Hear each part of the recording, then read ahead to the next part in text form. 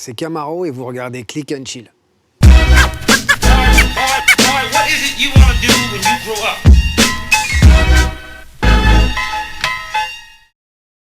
Comment ça va? Super. Donc aujourd'hui, je t'appelle Camaro. Ouais.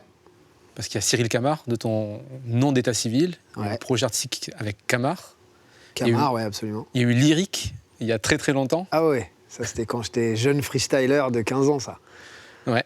Ouais. Avec un premier groupe qui s'appelait LMDS, les Messagers du Son, Tout à fait. au Canada. Tout à fait. Aujourd'hui, on te reçoit, il y a plein de choses dont on va parler, mais on te reçoit principalement pour la sortie de ton best-of. Demain, c'est loin. Aucun rapport avec le titre d'Ayam. Non, non. Et le pire, c'est que je le connais plus que bien, le titre d'Ayam, et vraiment, ça m'est pas venu du tout. C'est pendant que j'écrivais ce titre, la dernière phrase m'est venue comme ça, la phrase du refrain, où en plus j'étais dans une thématique forte pour moi, où je parlais d'essayer d'aimer les autres comme je sais que les autres m'aiment, et donc j'étais dans un truc très deep. Et mon refrain finit comme ça, et c'est la dernière phrase, quand je dis que la mélancolie, elle est bien... Elle se plaint pas, elle, d'être bien, la mélancolie, parce qu'elle parle d'hier. Et je conclus en disant, bah, toi qui nous parles d'hier, parce que demain c'est loin. Et ça me semble être une absolue évidence. Et après, on me dit, ah tiens, c'est comme le titre d'Ayam. Mais c'était fini, le titre, il était en boîte. Et je dis, bon, bah, c'est pas grave. Enfin, mais c'était pas du tout genre, tiens, je vais l'appeler comme ça pour que les gens le reconnaissent plus vite. Ou... Oh non, parce qu'en plus, en SACEM, en référencement Google et tout, prendre ce titre-là, bah oui, c'est non, plus mais compliqué. C'est sûr. Y avoir pensé, j'aurais fait autre chose. Ce que j'aime bien dans ce titre, c'est qu'il y a à la fois le titre du best-of et de son premier extrait, c'est que justement, tu parles de nostalgie, mais t'es pas du tout passéiste, t'es pas du tout tourné vers la nostalgie. Ouais. Non. Non, je pense que la nostalgie, c'est un sentiment qui...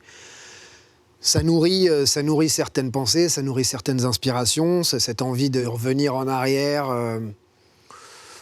pour prendre des choses qui étaient bien et des choses qui étaient moins bien, tirer des leçons sur des choses qui étaient moins bien dans le passé aussi. Donc je suis pas au contraire, je pense que créativement parlant, j'aime être tourné vers l'avant et voir ce qui se fait de mieux dans les nouvelles générations, et essayer même d'encourager un maximum de jeunes artistes, talents, créateurs de toutes sortes.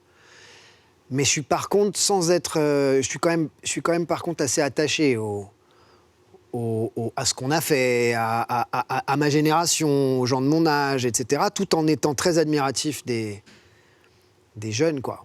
Mais je suis pas... Il y a des gens qui souffrent de jeunisme, ils regardent les jeunes avec envie, avec... je pense que c'est super ce qu'ils font, et puis c'est super ce qu'on a fait aussi. Ben, on va parler de ce que tu as fait. On est obligé de voir des femmes like you. Bien sûr. Donne-moi ton cœur, baby, ton corps, baby, yeah. Donne-moi ton bon vieux funk, ton rock, baby, ta soul, baby, yeah. Chante avec moi, je veux une femme like you. M'emmener au bout du monde, une femme like you. Hey. Donne-moi ton cœur, baby, ton corps, baby. Donne-moi ton bon vieux funk, ton rock, baby, ta soul, baby. Chante avec moi, je veux un homme like you. Bad boy too sick to play an homme like you. Femme like you, c'était en 2004. Ouais. C'est avec ce titre que le grand public français t'a découvert. Mais toi, ça faisait déjà 8 ans que tu rappais. T'es né au Liban, t'as vécu là-bas pendant 10 ans. Ouais. T'as ensuite émigré au Canada. Quels souvenirs tu gardes, toi, de tes 10 premières années au Liban?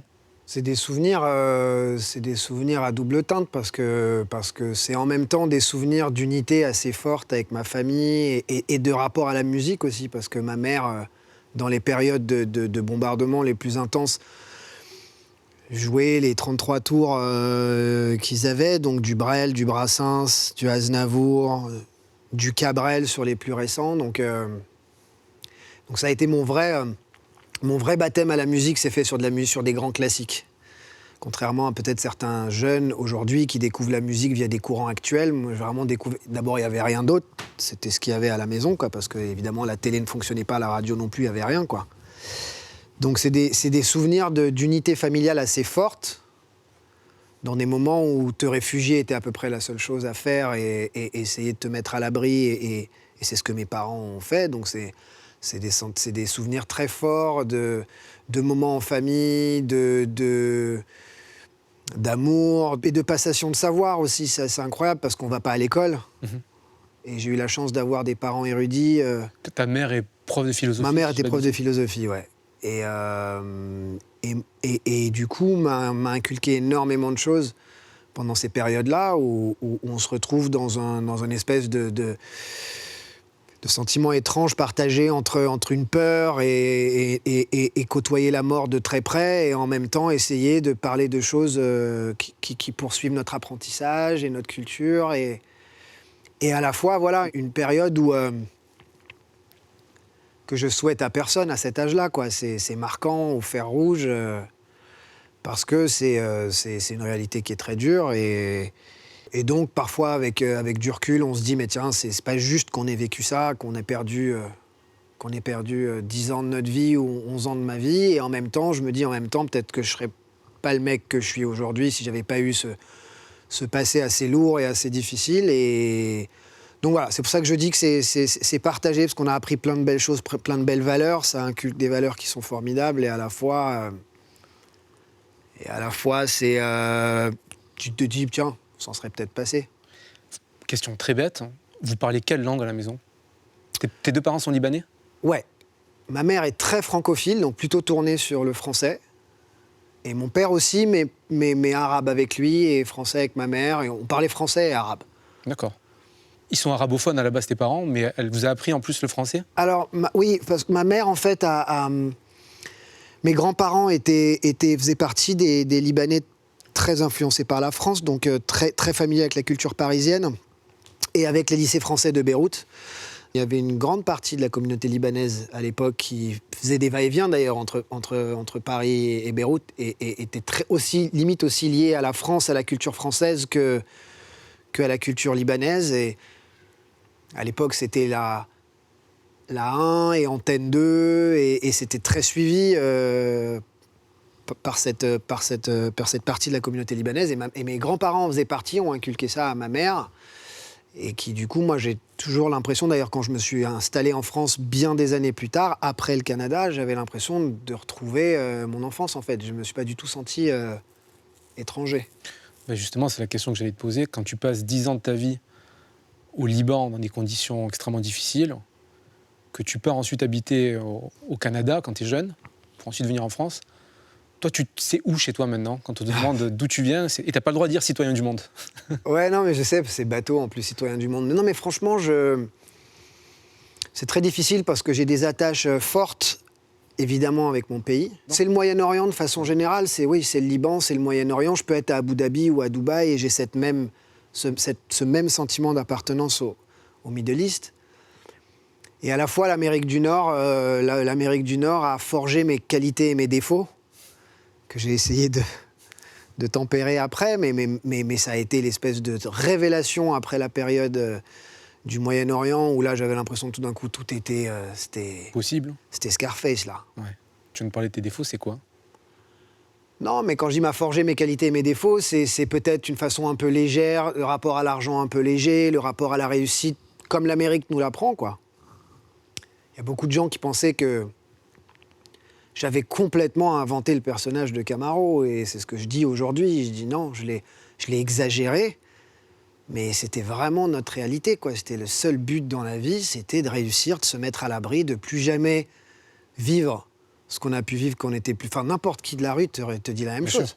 Que tu sois mec de la street ou qui ait vécu la guerre, ou peu importe, quand il y a une période difficile de jeunesse qui est marquante, t'as envie de Enfin, c'est la culture hip-hop, quoi. Ça, tu te mets à l'abri. Du coup, ça te met dans des espèces d'excès qui, après, avec des années et du recul, sont plus de l'ordre de la fantaisie que d'autres choses. Et ça, c'est l'Amérique du Nord, quoi. Je suis pas sûr que j'aurais eu ce même changement si j'étais passé directement de Beyrouth à la France, par exemple.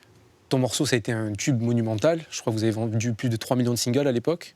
5 millions de singles. Bravo.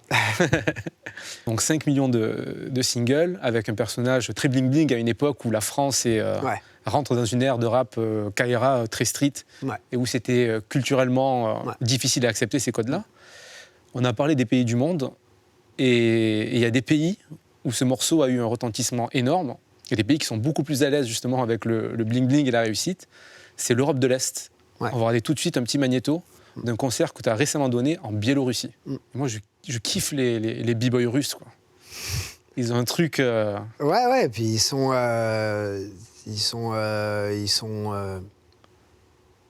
hyper, connectés, quoi, avec tout, avec la culture, ils connaissent leurs classiques. Ils se butent au rap français. Ah ouais. Ouais. J'avais rencontré des mecs en radio, tu vois, qui sont l'équivalent de ceux qui sont chez nous, chez Génération, ou Sky, ou machin, ou KLM, et quand tu leur parles, tu vois que les mecs sont calés, quoi. On va regarder son magnéto tout de suite et on va réagir derrière.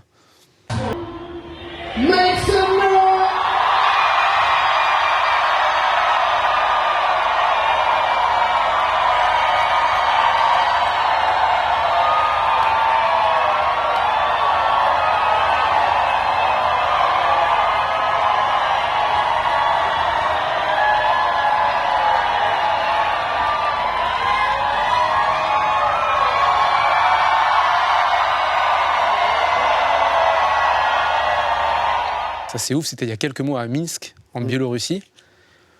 Depuis le succès en France de Femmes Like You, tu as eu plein d'activités sur lesquelles on va revenir. Tu as changé de carrière. Comment tu te retrouves encore à faire ce morceau et qu'est-ce qui se passe, toi, quand j'imagine que c'est une coupure dans ton quotidien de repartir et faire des trucs, faire du live sur ce morceau-là? Bien sûr. Ouais, c'est une façon pour moi de m'oxygéner et de retrouver un public qui, après tant d'années, tu sais jamais ce que tu vas avoir comme accueil, mais bon, tu te dis, si les gens font appel à toi pour aller justement jouer dans des festivals comme ça, c'est qu'il y a une demande, mais tu sais pas trop à quoi t'attendre, et j'en fais de temps en temps, même si c'est assez compliqué pour moi de gérer parfois les deux vies en même temps, mais là, je m'autorise ces moments où je vais m'oxygéner la tête et où j'arrive sur scène et je me retrouve avec 75 000 personnes qui chantent la chanson par cœur. Pas que celle-ci, mais d'autres titres aussi qui ont fonctionné dans leur marché à eux. Après, c'est difficile d'expliquer ce qui se passe. Même aujourd'hui, il y a une espèce de back to je sais pas quoi sur ce titre qui, moi, me fait évidemment très plaisir, mais que j'arrive pas toujours à expliquer ou que j'arrive pas nécessairement à mettre les mots sur le truc. Et puis c'est un peu le cas pour eux aussi, je crois. Il y a un autre titre qui est assez méconnu en France, mais qui en Europe de l'Est est aussi gros, voire même parfois plus gros que Femmes Like You. C'est Gangsta Party, que tu as sorti en 2007, et qui est énorme en Biélorussie, en Ukraine, au Kirghizistan et en Russie. On va le regarder pour les gens qui ne le connaissent pas. This is a gangster party, and how we do, we rock it like nobody better say party, baby.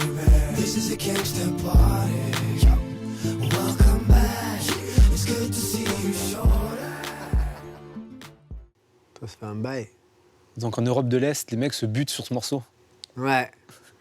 Après, je crois que c'est un morceau qui, à l'époque, ils me considéraient un peu, pas des leurs, mais comme j'avais eu le gros succès de Femmes Like You avant, et que j'allais faire des tournées et des concerts là-bas, pour eux, c'était un international qui venait chez eux, mais plus accessible que les 50 Cent, les Jay-Z et compagnie. Et du coup, quand je sors ce clip qui a quand même des codes très marqués pour eux, pour les pays de l'Est, la panthère, les bijoux, le côté bling, enfin, c'est des codes de rap US, mais sur un artiste qui vient les voir plus souvent. Enfin, et du coup, je pense que ça a créé une connexion, le côté un peu gangsta. Et c'est vrai que c'est un titre qui a super bien marché dans les pays de l'Est. Ouais. Et on peut dire qu'il est hyper bien produit, on s'en parlait tous les deux. Les producteurs, tu me disais, c'est des Français et des Canadiens avec lesquels tu travailles encore aujourd'hui. Absolument. Essentiellement, un producteur qui s'appelle Louis Côté, qui est toujours avec moi aujourd'hui, et on fait encore beaucoup de choses, plein de choses ensemble, mais qui venait pas particulièrement du rap à la base, et qui était compositeur, il faisait autant du rock que de la pop, etc. Et tranquillement, on a échangé un peu nos univers entre moi qui venais vraiment du hip-hop et lui qui venait presque du rock. C'est pour ça que tu as ces influences de passes de guitare filtrées, etc. dans pas mal de morceaux. D'ailleurs, j'ai beaucoup utilisé les guitares à ce moment-là. Mais ouais, ça fait plaisir de voir qu'avec quelques années, les années qui passent, t'as des sons qui ont bien traversé le temps, quoi. Limite qui sont plus cool à apprécier aujourd'hui qu'à l'époque. On va faire un changement radical de ton et de musique. On va regarder un clip que tu as sélectionné. Ouais. C'est un clip d'Indochine. Oui. C'est College Boy. College et Boy. C'est réalisé par un petit mec qui s'appelle Dolan. Xavier Dolan. On s'en parle juste après. Ouais.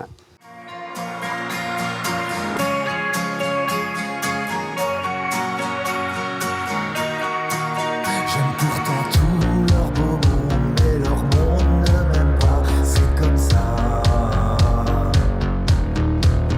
Et souvent j'ai de la peine quand j'entends tout ce qu'ils disent derrière moi.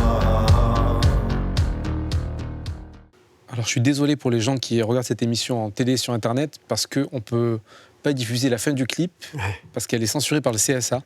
Donc je vous encourage à aller sur le compte YouTube d'Indochine pour regarder la fin du clip par Xavier Dolan. Pourquoi ce clip ? Bah, au-delà du fait d'être fan de l'univers d'Indochine, je pense que il y a qu'un Dolan qui peut d'abord maîtriser ce rapport entre d'un côté transformer la violence presque en art. En art de revendication sûr, mais en art quand même. Les images sont magnifiques, même si elles sont extrêmement violentes. Et ça, je pense que c'est la maîtrise de la pellicule de Xavier Dolan et de son génie, quoi.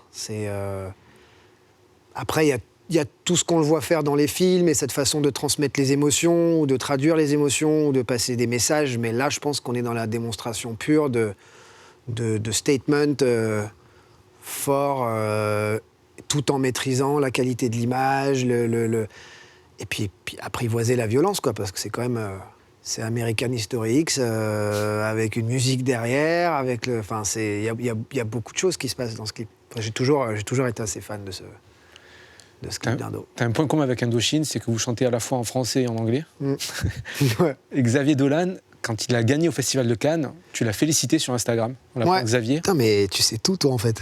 C'est notre métier. Ah ouais, non, mais parce que ça date, quand même. Ouais, vous vous connaissez un petit peu ? Vous êtes croisés ? Non, on se connaît pas. Après, Montréal... Non, mais je pense que ça en est uni par ça, tu vois, et puis aussi par peut-être le goût des belles images et des belles choses, et je parle les belles choses artistiquement. Et puis, donc, non, on se connaît pas, mais ça m'a fait plaisir de voir qu'il... un jeune Québécois qui... Ouais, jeune Québécois, mais aussi, tu vois, jeune mec qui grandit au Canada et qui arrive à dépasser les frontières et à aller en dehors de son terrain de jeu, et puis surtout avec un tel talent, quoi. En 2010, t'as écrit un morceau qui s'appelle « Rien n'a changé ». Ouais. Et dans ce morceau-là, tu dis « 60% de mon iPod est fait de gold anthologique, de groove des années 80, de ballades bluesy, des classiques rock de l'époque, de Tupac et de Biggie ». Ouais, parce que c'est mon côté vieux con. D'ailleurs, ça a pas changé aujourd'hui. Quand je disais tout à l'heure que j'ai pas l'impression de souffrir de jeunisme et d'essayer de faire le mec Jones, tu vois, pour montrer que je trappe comme les jeunes de 20 ans, tu vois. Encore une fois, je te dis, je suis là dans les concerts, je les vois faire et tout, je trouve ça... Ils sont frais, quoi, les mômes. Mais voilà, mais moi, très jeune, j'ai commencé à écouter des classiques parce que je voulais comprendre, et en plus, j'ai écouté des trucs très différents. Ça passait de Led Zepp à AC/DC, à Metallica, à November Rain, à Bon Jovi, à Bryan Adams, enfin des trucs très différents. C'est ce que j'allais dire, parce que, excuse-moi, je t'interromps, mais les gens te connaissent principalement, enfin, le grand public connaît Camaro, l'artiste, mais il y a Cyril Camaro, le producteur, qui a une carrière assez exceptionnelle depuis une quinzaine d'années. Est-ce que justement, maîtriser les classiques, c'est, comme tu disais, une façon de comprendre ce qui marche et de décrypter un peu les mécanismes Mais ouais, je crois que c'est même essentiel. C'est de la science, en fait. C'est essentiel. Après, c'est une science qui n'est pas palpable. Mais je pense que quand on est attaché à ces classiques, mais pas que du rap, ça va encore une fois, de Led Zepp à Beastie Boys, à Blueprint de Jay-Z, jusqu'au premier Kanye, à remonter jusqu'à Brel. Enfin, quand on s'intéresse à ces classiques, ça nous pave la voie quand même à écouter des morceaux d'aujourd'hui différemment et à aller chercher dans ces morceaux qu'est-ce qui va traverser le temps ou pas. Ça ne veut pas dire qu'un morceau qui pour nous n'est pas lié à ces sonorités classiques n'est pas un bon morceau. Ça veut juste dire que c'est un morceau qui sera peut-être consommé par les gens de façon différente, qui va plus correspondre à des moments. Et encore, parfois, on se trompe. Il y a des chansons qui traversent le temps. Moi, quand j'ai fait Femme Like You, j'avais pas l'impression que ça allait être une chanson dont on allait se reparler 20 ans plus tard. Qui allait changer ta vie, ouais. Et qu'elle allait en plus changer ma vie d'artiste et de producteur. Mais je trouve qu'il y a dans les classiques, il y a des sonorités, il y a des choses qui nous donnent quand même des vraies leçons de prod, de mélodie, d'émotion. Quand on sait plus trop quel genre de musique on fait, ou qu'on sait plus si il y a vraiment de l'émotion là-dedans ou pas, tu retournes visiter tes classiques et tu viens réécouter sur quoi tu es en train de bosser en ce moment, et souvent ça te fait revoir ta copie, quoi. C'est quoi l'album que tu as le plus écouté dans ta vie ? Je pense que c'est un best-of d'Aznavour. avec tous les titres de La Bohème, à Emmenez-moi, enfin tous les classiques d'Aznavour. En Amérique, il y a un truc qu'on appelle le delivery qui est très important pour nous. Et les mecs qui font du hip-hop ont grandi avec ça. C'est pas juste ce que tu dis. C'est la ton façon de texte, dire. c'est la façon dont tu es avant le temps, un peu après le temps. Flowetry est devenu maître là-dedans, c'est-à-dire qu'ils sont tout le temps soit un peu paresseux, soit un peu pressés. Et le delivery est quelque chose d'extrêmement important. Et quand on voit ce que Aznavour arrivait à faire de façon presque jazzy sur des titres qui sont plutôt des titres de classiques de chansons françaises, moi, il y a des trucs qui me parlaient là-dedans. Et encore une fois, c'est parce que j'ai été amené à ces musiques, ces classiques français quand j'étais tout petit avec mes parents au Liban. Donc c'est peut-être pour ça que j'ai une affection particulière aussi sur ce répertoire. 2 ans après Femme Like You, tu collabores avec la major Warner. Tu as un label chez eux, tu t'occupes d'artistique. Et un jour, tu tombes sur une maquette d'une jeune fille qui s'appelle Tamara. C'est aussi une rencontre qui va changer ta vie, même Bien si sûr. a priori, c'était pas un grand moment historique. Il n'y a pas la lumière de Dieu qui est tombée sur toi à ce moment-là et tu n'as pas eu un éclair incroyable quand tu as entendu sa maquette. En fait, c'est pas tout à fait ça. C'est qu'il n'y avait pas de maquette dans la maquette. Ce que j'ai surtout vu, c'est ce qu'elle dégageait. Il y avait quelque chose dans son expression à cette fille où je me suis dit, t'as l'impression de connaître son vécu, tellement c'était transparent. C'était une vidéo? C'était quoi? Non, c'était une espèce de maquette à 3 panneaux comme ça, avec des photos, le listing des titres qu'il y avait, mais il n'y avait pas le CD dedans. Ah, c'était juste une pochette. Ouais. Et à ce moment-là, moi, je me suis dit, je préparais la sortie, tu vois, je commençais à trouver que le personnage prenait trop de place, que la carrière d'artiste, fallait que je mette ça un peu en pause et que je revienne à mon rôle de producteur et de patron de label, quoi, et d'être là pour mes équipes, parce que ça faisait 2 ans que je faisais le tour du monde, à droite, à gauche, à m'amuser sur la route, en tournée et tout, mais il fallait gérer le business à un moment, quoi. Et je me souviens, j'avais dit, j'aimerais bien produire une nana. À l'époque, c'était un peu dans les grands codes du hip-hop, c'est qu'on n'avait pas vraiment réussi s'il n'y avait pas la queen de la maison, tu vois. Faith Evans. Ouais, Faith Evans, mais même plus de notre génération à nous. Il y avait Ashanti chez Murdering, il y avait... enfin voilà, Ouais. on se souvient plus, ça date, mais bon, c'était un peu le principe. Et moi, j'avais un truc pour une artiste qui s'appelait Alia, et où je me suis dit, cette nana, c'est tout. C'est tout ce qui c'est notre culture hip-hop, mais en même temps, c'est ce qui peut s'ouvrir. Et j'avais cette obsession de vouloir, c'est ce qui m'a poussé d'ailleurs à faire Femme Like You, c'est de vouloir ouvrir notre culture hip-hop au grand public. Mais coûte que coûte. Je trouvais que c'était extrêmement dangereux, extrêmement... cette espèce de mauvais rapport entre nous, for us by us, hyper cloisonné, etc. Tout le monde appelait ça de la crédibilité. Et moi, j'avais l'impression que jamais on arriverait à ce que le rock a réussi à faire, ou ce que la funk ou la disco a réussi à faire, si on n'arrivait pas à casser ses frontières et aller au-delà. Et je trouvais que Alia avait ce truc où même si t'es pas du hip-hop, ou même si t'es pas de la culture, elle a une telle bonhomie et une telle sympathie, tout en ayant un charisme de fou. Et je cherchais je me dis, mon rêve, c'est de trouver une nana qui puisse avoir ça, quoi. Qui puisse venir de la culture, mais faire voyager la culture partout, jusqu'à sur TF1. À l'époque, c'était compliqué. Donc tu rencontres cette jeune fille, Tamara, qui prend le pseudonyme de Shaim parce qu'elle est timide, donc elle prend le mot Shai. Elle est originaire de Martinique, donc elle prend le M. Elle est danseuse, elle est chanteuse, et tu lui fais enregistrer son premier morceau Ouais. avec toi. Ouais. On regarde tout de suite Histoire de Love. Si je pense à toi, c'est que tu m'as donné ton baby love. Come on, walk with me, au paradis des fous, walk with me, baby. Si je reviens vers toi, c'est que j'ai besoin de ce gangsta love. It's your boy, et personne peut te donner comme moi. Tu le sais. Je pense que tout le monde en France a un peu une idée de la carrière que Shaim a eue au cours des 15 dernières années maintenant. Je t'ai lu dire quelque part une phrase qui m'a pas mal interpellé. T'es pas impressionné par le talent, t'es frappé par les personnes magiques. C'est pas péjoratif quand je dis que je suis pas impressionné par le talent, c'est que j'estime que quand on est artiste, on a un espèce de don et une facilité à faire des choses comme dans d'autres métiers. Il y a aussi des dons et des facilités à faire la danse, la menuiserie, ce que tu veux. Et quand je dis que je suis pas impressionné par le talent, je pense que ce que je veux dire par là, c'est que je me laisse pas impressionner par le talent. Je sais qu'il y a beaucoup de gens qui ont du talent, mais c'est pas pour autant que le public, que les gens chez eux qui sont au final les gens qui comptent le plus. Quand je réfléchis à aider un ou une artiste, c'est sûr que je le fais pour l'artiste, mais je le fais aussi parce que la meilleure façon de l'aider, c'est de l'emmener à un public, que ce public-là puisse aimer ce qu'il ou elle fait, l'apprivoiser, et puis l'histoire d'amour commence, et puis là, toi, tu as fait ton travail, quoi.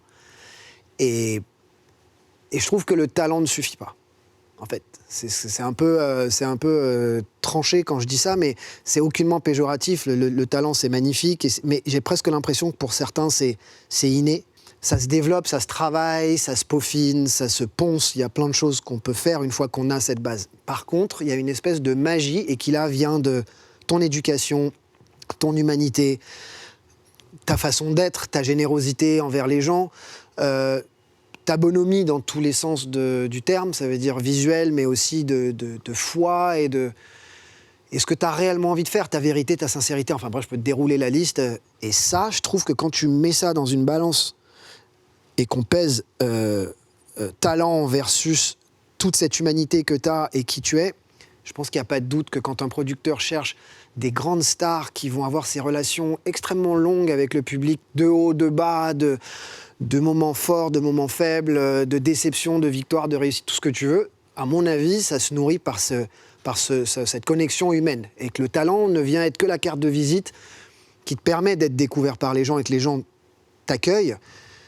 Mais après, c'est ce que tu leur dis, c'est ce qui tu es, ce que tu représentes, en quoi tu les aides, en quoi tu es une inspiration, etc. Et c'est là où Shaim, pour moi, a brillé au-delà de son talent. C'est que tu sentais que c'est quelqu'un qui avait une humanité formidable et en même temps, ce truc en plus, quoi. Cette sincérité, cette envie, cette volonté de vouloir se surpasser, cette volonté de vouloir vraiment essayer d'être sincère avec les gens, mais tout en restant libre, en se disant « j'ai pas non plus envie de tellement tout faire pour les gens qu'après je n'ai plus le choix que de faire ça, sinon je vais décevoir ».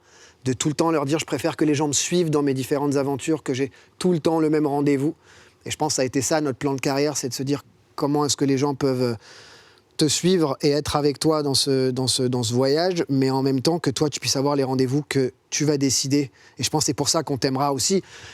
Et que parfois on te tournera le dos parce qu'on n'aura pas apprécié telle ou telle prise de risque que tu auras fait. Mais au moins toi, tu seras grandi en tant qu'artiste, quoi. Il y a plein de choses dont j'ai envie de parler avec toi sur le rôle du producteur, ta relation avec Shaim, etc. Mais je suis obligé de rebondir, tu as parlé de prise de risque dans ta carrière, et il y a un moment dans la carrière de Shaim que les gens ont un peu oublié, et que je trouve un peu incroyable. C'est en novembre 2015. C'est au moment des attentats à Paris. Donc Ouais, Paris connaît des absolument. attentats au Bataclan le 13 novembre. Et il se trouve que Shaim a des Bercy qui sont programmés le 17 et 18 novembre, donc quelques jours après. Et à ce moment-là, vous prenez la décision ensemble de maintenir les concerts. Je trouvais que c'était un geste d'un courage. Non, mais en plus, Incroyable. je suis heureux et flatté que tu le soulignes et qu'il y ait encore des gens, tu vois, qui regardent ce que les artistes font pour autre chose que juste les titres, etc. Donc, gloire à vous pour ça. Mais quand je dis que je suis heureux que tu le soulignes, c'est que ça a été un moment effectivement angulaire dans sa carrière, mais peut-être même pas dans sa carrière pour le public.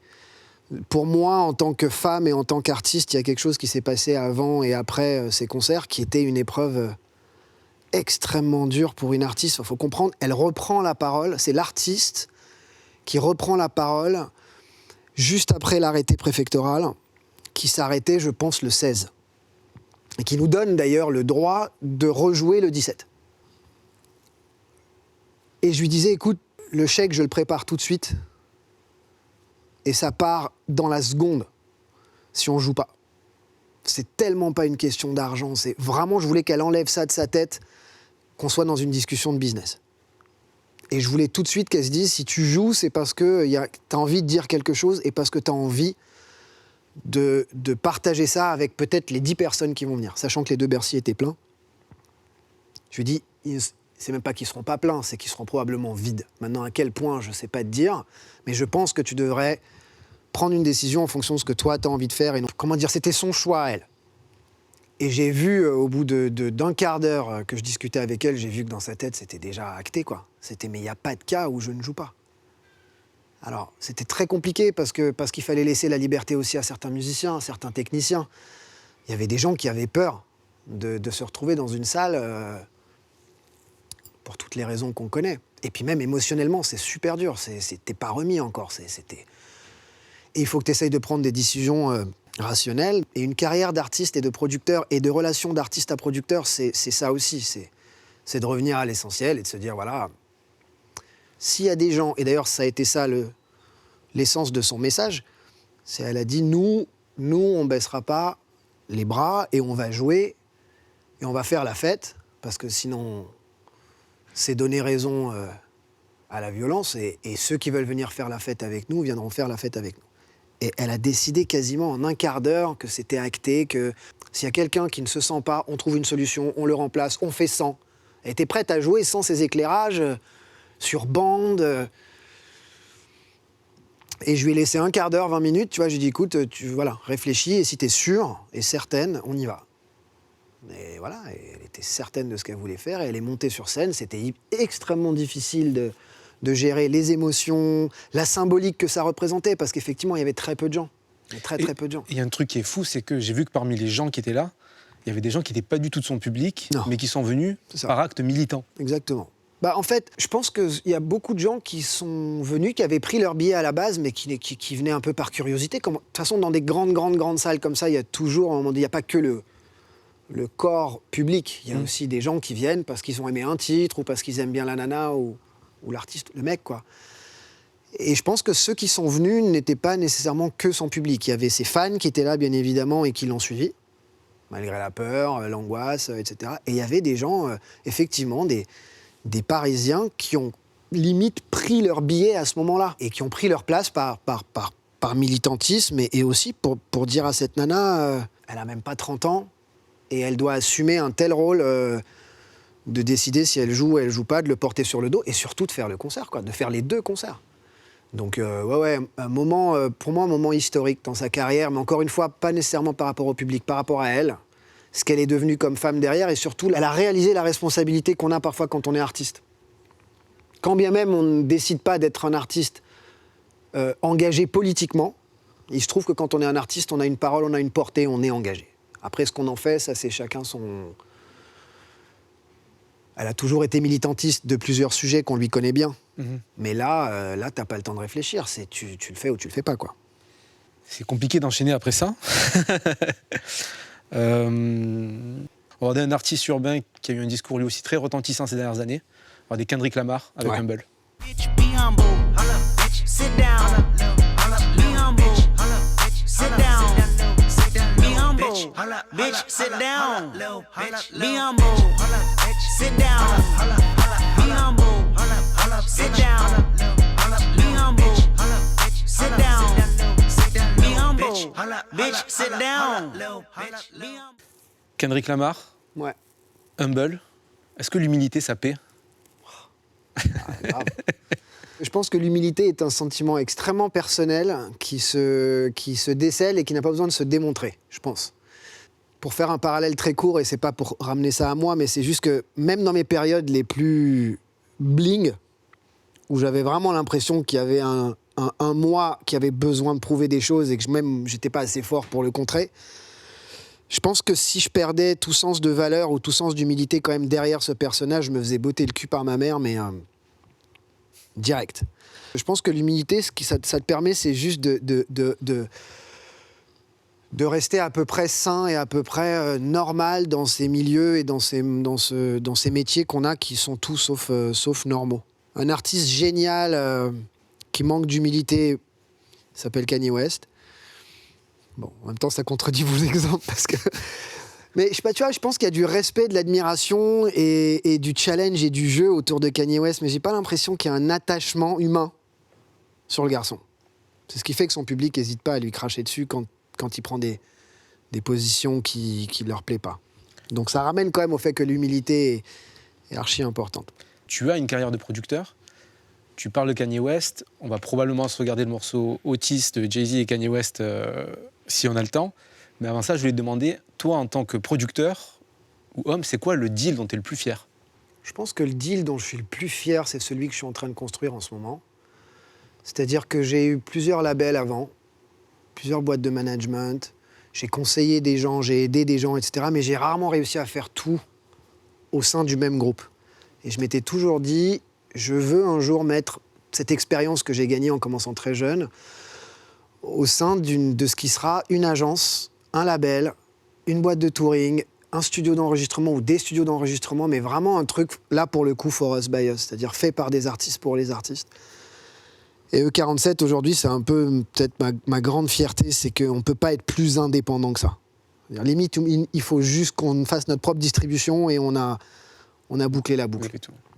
Et c'était, je pense qu'il m'a fallu ces 20 ans de carrière en tant que producteur avant pour arriver à ça. Donc je te dirais que c'est un peu le deal. Ça a été plusieurs deals combinés en un, hein, mais construire en 2 ans et demi 47 en étant un espèce de vaisseau 1000% indépendant, avec juste une distrib sèche et avec tous les services qu'on peut offrir à nos artistes, je pense que ouais, c'est peut-être le truc dont je suis le plus fier pour moi, pour mes équipes et pour mes artistes surtout. C'est quoi le meilleur conseil business qu'on t'ait donné? Ça m'intéresse. Il y en a beaucoup, mais de faire très attention aux nanas. Dans la vie personnelle, c'est le talon d'Achille de beaucoup de gens qui ont entrepris beaucoup de choses. Et ce côté un peu kéké, coureur de jupons, où il suffit que ce rapport homme-femme soit malsain. D'abord, c'est malsain quand tu veux travailler avec des artistes. Dans tous les métiers, c'est malsain. C'est malsain tout court. Mais celui que je connais, j'ai vu des choses que j'ai trouvées... Et ça, c'est peut-être une chose aussi dont je suis assez fier, que les artistes se sentent à l'aise autour de moi, autour de nous en tant qu'équipe, etc. C'est des valeurs qui sont hyper importantes pour nous. Mais c'est vrai que jeune, on m'a dit, fais gaffe parce que c'est toujours le truc qui peut te faire tomber. Si tu as une faiblesse là-dessus, mais même tes concurrents, les gens qui t'aiment pas, les gens qui veulent ton business, ton chiffre d'affaires, etc., peuvent te faire béton sur des histoires de gonzesses. Et je m'en suis rendu compte au fur et à mesure de la route, quoi. J'en ai vu tellement. Et c'est vrai que c'est un truc qui m'a marqué dès le début et j'ai fait très attention à ça, quoi. Il y a une citation d'Andy Warhol que tu aimes bien, qui est « Être bon en affaires est la forme d'art la plus fascinante ». Ouais. Bah oui, parce que je pense que j'en suis l'exemple. C'est-à-dire que il y avait beaucoup de choses qui passaient pas, je crois, quand je suis arrivé en France en 2004, entre le côté bling, le côté du personnage exagéré, le fait que moi, j'avais complètement l'impression de faire du rap, quoi. Et que les gens me regardaient en disant « Mais non, mais lui, c'est tout sauf un rappeur, faut arrêter, etc. » Et le fait que je veuille être à la tête de mon business. Et que je produise mes clips, et que je produise mes albums, et que je paye pour tout, que je prenne les risques financiers et tout. Pour moi, c'est une forme d'art aussi. Et je voyais pas pourquoi il y avait un côté péjoratif à vouloir. Je faisais ça. Vraiment, j'ai jamais fait ça au départ pour être riche. Je faisais ça parce que je voulais être libre. Je voulais pouvoir décider jusqu'au bout. Et d'ailleurs, très souvent, j'ai réinvesti une grande partie de l'argent que je gagnais. Et je trouve que cette citation de Warhol qui dit que being good in business is the most fascinating kind of art, bah ça résume tout, quoi. C'est genre, fous-moi la paix, quoi. Si je fais mon biz, j'ai mes raisons de le faire. J'ai rien volé à personne. Et c'est une forme d'art de réussir à se démerder sans école de commerce, sans business school, sans... Attention, on n'est pas... J'ai rien appris, moi j'ai arrêté l'école hyper jeune, donc personne peut venir me dire ouais mais bon lui c'est l'arriviste, tu vois, qui est sorti d'HEC et qui a joué au producteur, quoi. Il y a une autre citation célèbre, c'est de Jay-Z qui dit « I'm not a businessman, I'm a businessman ». Et toi tu dis « Je suis pas un businessman, je suis juste un artiste qui sait compter ». Ouais, ouais. On va avoir des Jay-Z et Kanye West, Otis. Ouais. Everything's for sale. Got 5 passports, I'm never going to jail. I made Jesus walks, I'm never going to hell. Couture level flow is never going on sale. Luxury rap, the Hermes of verses. Sophisticated ignorance, write my curses in cursive. I get it custom. You a customer, you ain't custom to going through customs. You ain't been nowhere, huh? Toi, t'es fan de voitures vintage. Ouais. Ça fait mal au cœur de voir une Maybach passer à la meuleuse. Découpé. Bah après, Maybach, là, c'est des modèles récents qu'ils ont découpés, donc ça me dérange moins. Après, je te dis pas s'ils avaient fait ça sur une papillon Mercedes, ça aurait été autre chose. Mais non, mais après, c'est toutes les symboliques de ce clip, quoi. C'est quand on dit que c'est notre culture, c'est qu'il y a tellement de choses riches. C'est des symboles. Chaque chose veut dire un truc pour nous là-dedans. Tout, la bagnole, les t-shirts, le choix de la montre. C'était au moment où Jay-Z hésitait entre, je ne les citerai pas, mais 2 marques de montres qui de toute façon était une révolution même de nommer ces marques-là, parce que tout le monde pensait que le luxe c'était Jacob & Co à l'époque, et il n'y avait pas de... Le drapeau, c'est plein de choses, ce clip, puis c'est juste les deux, quoi, tu vois. Le love and hate relation entre Jay-Z et Kanye, qui veut dire plein de choses aussi, sur notre façon de faire du métier entre nous, de gagner de l'argent entre artistes, producteurs, mélanger le business et l'art, enfin, c'est pas toujours facile, et personne comprend rien à ça quand t'es pas de la culture, quoi. Il y a une phrase que tu utilises souvent sur les réseaux sociaux, un mot que tu utilises souvent sur les réseaux sociaux. D'habitude, c'est Mouloud Achour qui pose cette question-là, j'espère qu'il me pardonnera de la faire. Tu utilises beaucoup le mot clique. Pour toi, c'est quoi la définition d'une clique ? C'est une bande de frères prête à beaucoup l'un pour l'autre, mais pour de vrai. Parce qu'il y a aussi pour de faux, il y a pour à peu près vrai, il y a pour faux du tout, tu vois. Ça me fait penser un peu au milieu des gangsters où qui se mettra devant moi si on me tire dessus, quoi. Est-ce qu'il y a vraiment quelqu'un qui se mettrait devant moi si on me tire dessus ? Merci Camaro. Merci à vous, vraiment. Le best-of, demain c'est loin, 13 décembre. Yes. À bientôt. À bientôt.